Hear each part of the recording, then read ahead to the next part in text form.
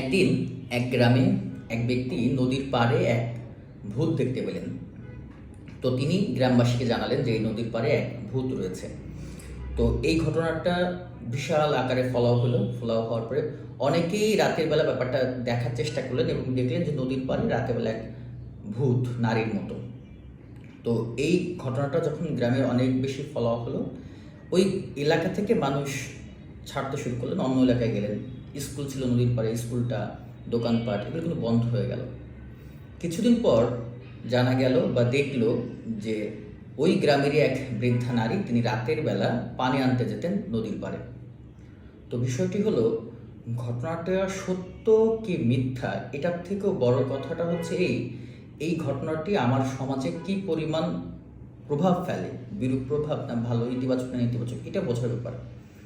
আজকে সকালে Facebook scroll করতে করতে দেখলাম যে বিভিন্ন গণমাধ্যম, এছাড়া বিভিন্ন মানুষের পোস্টে যে বান্দরবনের এক যুগলকে সিআইডি গ্রেফতার করেছে।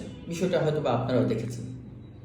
এমন আকারে বিষয়টি প্রচার হচ্ছে, বিশাল একটা নিউজ।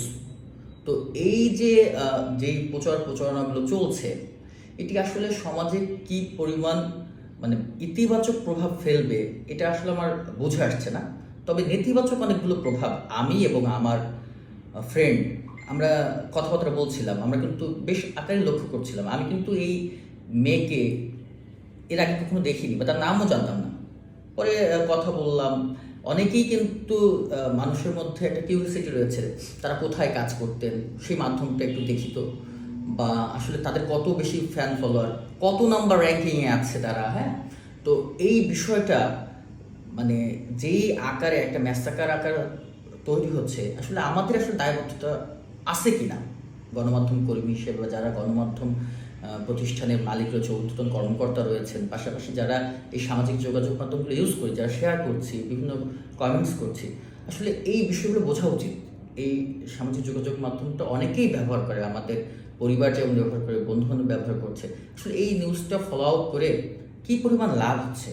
তো অনেক সময় আমরা দেখি যে এই যে কিছু কিছু নিউজ যেগুলো আমরা চাইলেই মুহূর্তেই মানুষদের ভাইরাল করছি, এই দিকগুলোতে আরও বেশি সচেতন হওয়া, যাতে যারা আমাদের ভবিষ্যৎ প্রজন্ম রয়েছে তারা যেন এই বিষয়গুলোর উপরে আরও বেশি মানে প্রভাবিত না হয়, যাতে একটা জিনিস দমন করতে গিয়ে বা ভিউ ব্যবসা, অনেক বেশি ভিউ হবে, এটাকে ক্যাচ করতে যেয়ে যেন এই বিষয়গুলোকে আমরা অনেক বেশি প্রচারণা না করি। আমরা দেখলাম অনেকেই তাদের ভিডিও সংগ্রহ করে কেটে কেটে সেগুলো দিচ্ছে, প্রচারণা করতেছে।